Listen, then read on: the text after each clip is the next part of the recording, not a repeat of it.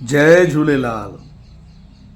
अॼुकल्ह एॾा वीडियो थी पिया आहिनि जो माण्हू डाउनलोड ई नथो करे, ॿुधी ॿुधी रत थी वियो आहे। केॾी महिल मां बि सोचींदो आहियां मुंहिंजा वीडियो बि तव्हां ॾिसी ॾिसी रत थींदा हूंदव।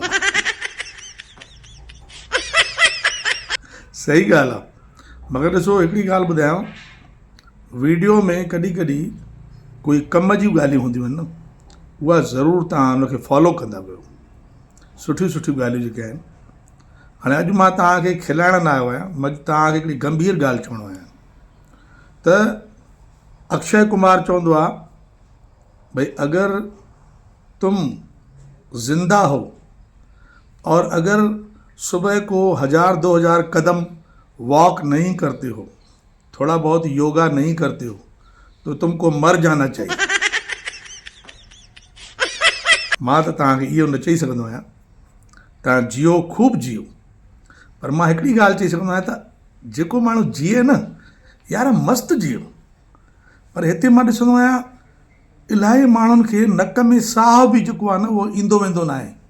तव्हां घणनि ई माण्हुनि खे तव्हां ॾिसंदो न पासे में वेठा हूंदव, उनजी साह में आवाज़ हूंदो अथव, ऐं तव्हां शांति वेठो हुजे पर खड़खड़ हूंदव उनजी आवाज़ में। ईअं थींदो आहे की न थींदो आहे? ॾिसो मां हर साल केरल वेंदो आहियां ऐं इहा जया जी कृपा आहे, हमेशह मूंखे उहा प्रोत्साहित कंदी आहे, हलो पंहिंजी बॉडीअ खे फिट कयो। त सुठी घरवारी मिले त वरी हुनजो कुर्तो पकिड़े माण्हू स्वर्ग में पहुची सघे। इहो मां भाग्यशाली आहियां। हिन साल असां काॾे वियासीं? हिन साल बेंगलोर वियासीं, पर यार गज़ब जी ॻाल्हियूं सिखी आयासीं। ॾिसो उन में हिकिड़ी ॻाल्हि हीअ अथव, हे अथव लोटो, हिनखे चइबो आहे नेती लोटो। इलाही माण्हू खे ख़बर हूंदी, कंदा बि हूंदा।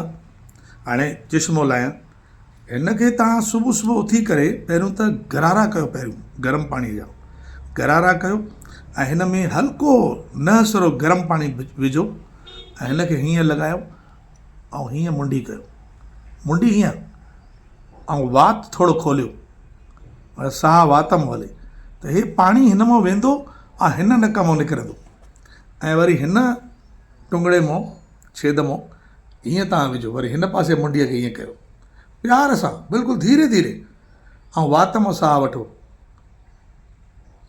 हेॾो निकिरंदो पाणी। थोरी देरि खां पोइ तव्हांजो जेको साह आहे न अहिड़ो शानदारु हलंदो, मां तव्हांखे ॿुधाए नथो सघां। हिकिड़ी ॾाढी ॿी बढ़िया शइ हुते हुननि ॾिनी, हिते बाज़ारि में मिलंदी आहे, हिनखे चइबो आहे नेत्र बस्ती। या हिनखे हिन में पाणी तव्हां विझो हल्को गरम, या हिन में तव्हां गुलाब जल विझो, त्रिफला पाणी हुते ॾियनि पिया, हिन में विझी करे पाणी पूरो फुल भरे ऐं सुबुह सुबुह वॉश बेसिन ते वञी करे हिन में न 20 दफ़ा अखियुनि खे खोलियो ऐं बंदि कयो, खोलियो बंदि कयो। अरे बाप रे, मां तव्हांखे ॿुधाए नथो सघां। उनखां पोइ तव्हांजी जेके अखियूं खुलंदियूं न ऐं नक जो जेको साह हलंदो न, तव्हां चवंदो यार मां त नओं जनम वरितो आहे। एतिरो थोरो सो करे ॾिसो यार। हा, ईअं न सोचो त भाई जीअं अक्षय कुमार चए थो भाई माण्हूअ खे मरी वञिणो खपे, मां उहा ॻाल्हि नथो चवां, पर सुठो जीअणो अथव न, थोरो घणो पंहिंजे शरीर सां महिनत कयो, बसि। अॼु एतिरो ई। जय झूलेलाल। जया देवी जी जय थे, तव्हांजी बि जय थे।